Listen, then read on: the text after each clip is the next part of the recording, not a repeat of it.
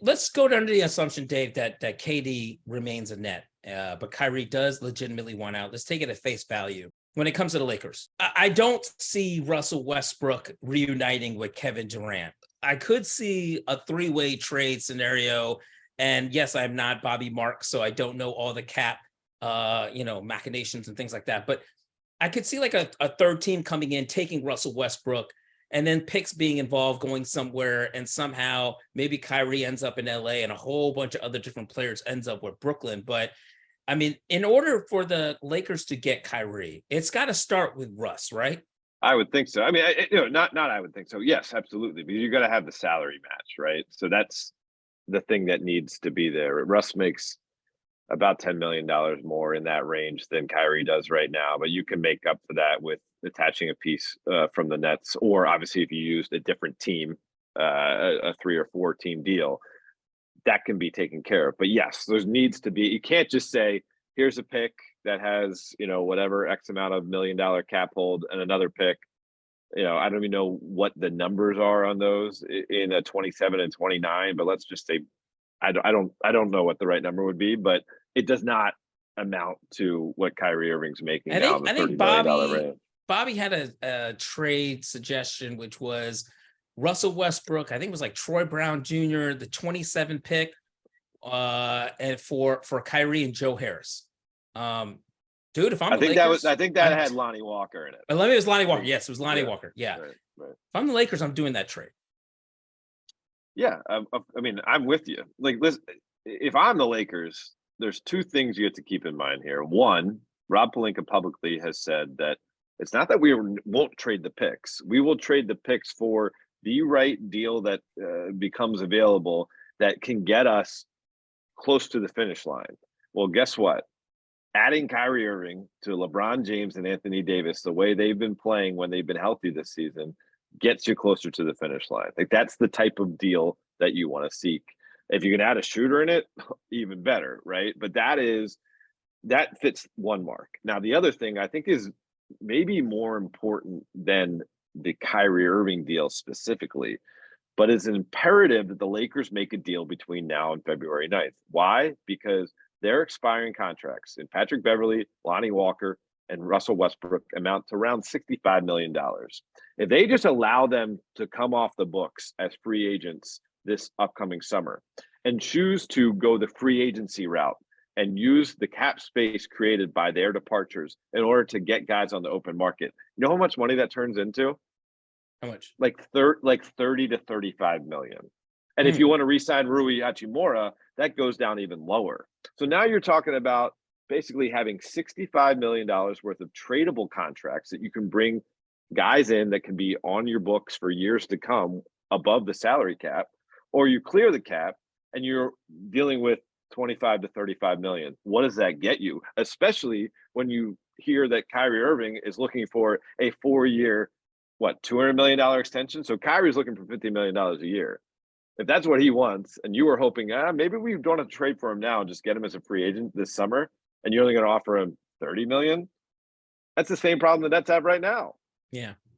Well, the Nets, obviously, I think, reports are that they don't want to guarantee that final year of his deal, which from Kyrie's standpoint, well, a max player should never have to deal with not getting a fully guaranteed contract. And of course, I think from the Nets, they just want to make sure, like, okay, if you win a championship, you'll get your money, or, are you going to be accountable and be reliable and be consistent for us after all we've been through? This is an interesting thing because I think Western Conference teams, Dave, I talked to a couple people today, are feeling it a little bit. They're feeling the pressure to see who lands Kyrie, because now, let's say from the Clippers standpoint, or if you're the Dallas Mavericks, if the Lakers land Kyrie Irving, now all of a sudden you've got Kyrie, AD, and LeBron.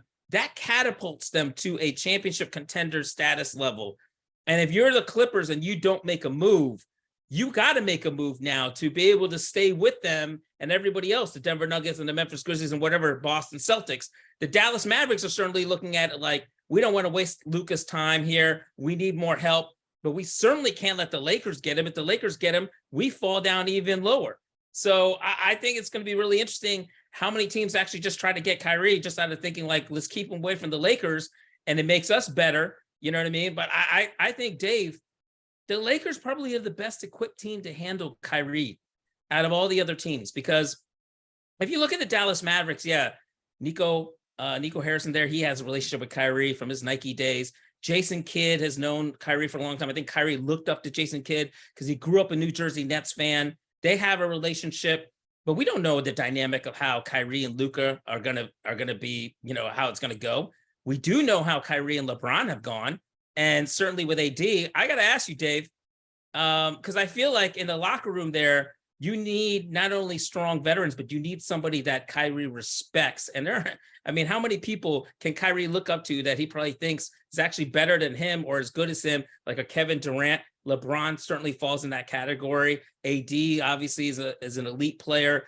I feel like, though, Dave, this LeBron, AD, Kyrie trio would be even better trio than LeBron, Kyrie, and Kevin Love all those years ago when they went to 3 straight finals in a row. Three straight finals. Look, Kyrie, LeBron, he's not as athletic as that LeBron, but there hasn't been a lot of slippage in this game since then, amazingly.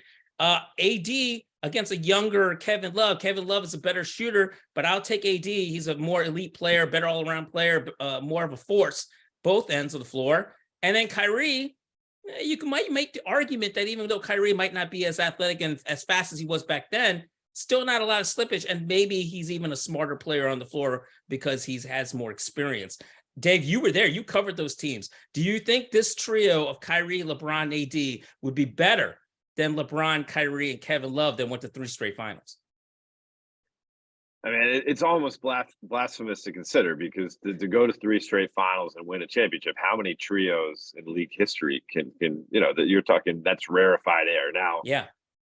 The reason I guess I would potentially give it the edge to that Lakers trio would be Anthony Davis defensively is a monster when healthy, when right, compared to what Kevin Love brought. Now, Kyrie's about the same level, I would say, as those prime years in Cleveland. LeBron, while his brain is as sharp as ever and can dissect the defense at first glance, and obviously is still a very productive offensive player, there's been some slippage on the defensive end. So I think almost whatever you're picking up in the AD, KD, Kevin Love matchup, you might be losing a little bit in the LeBron matchup. But sure, I go with the Lakers trio, and that's kind of the big question here, right? Is it worth it for the Lakers to take on the risk of parting with those future assets, because you're only gonna get one chance to do a deal like this? Is it worth the potential headache, considering the way Kyrie was welcome in Boston and had some issues in Brooklyn? Or you just say, like, it takes risk to do great things, and if basketball, those 3 guys will fit together so well that they're going to win, and winning clears up everything, and it's going to feel great. And that's going to have to be the second discussion. The first discussion the Lakers are having, and I know they're already having it, is this real or not? If they determine yes to that answer, then it's, can we stomach this? Can we close our eyes, pick up the phone and say, Sean Marks, I got the deal for you. Let's do this. Bring Kyrie Irving in, and then recognize that in the context of winning, there could be some uncomfortable moments. That, because guess what? Things went sideways in Cleveland before it went upwards. Yeah. And most likely things will go sideways in LA with Kyrie Irving before it goes upwards. But if you have the right mix of those talents and get some health on your side that they haven't had the last couple of years, you could be talking about another championship before LeBron James finishes out his career in LA, which is what everybody wants. Dave, when you were covering Kyrie, did you know that he was basically Heath Ledger playing the Joker? He's basically like I think my friend texted me that he heard this on TV. I apologize. I don't know who said this, but it's a perfect analogy. He's like the joke. He's like Heath Ledger's Joker. It's like he's an agent of chaos.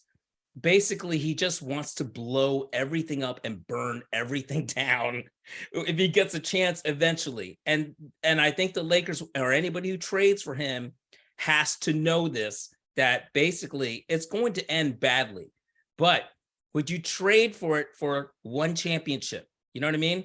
If you get one championship out of this and then it ends badly 2 years from now, I don't know. I think I would. For the Lakers, for a franchise that's always chasing that next championship to basically get up there with the Celtics, I feel like I would do that.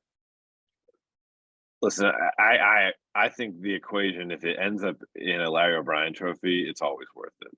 Like, that's got to be the way you think if you are really about it in this league. And if you convince yourself that that is what you need to get there, and also, again, timing is everything.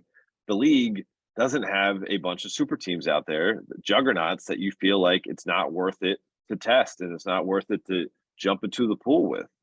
Adding Kyrie Irving to this team, and maybe Kyrie Irving with an elite shooter like Joe Harris, with the pieces they already have and the kind of the competitive fire that Darvin Ham's been able to reignite in them this season, they're a majorly tough out.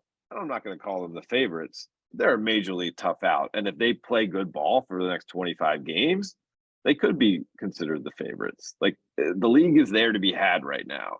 I think that's the question you got to have. And hey, maybe you can do it considering Kyrie Irving isn't the guy with the sterling reputation. Maybe you can make a deal with only giving up one of those two future first-round picks. And so you're not completely selling away your future to do so.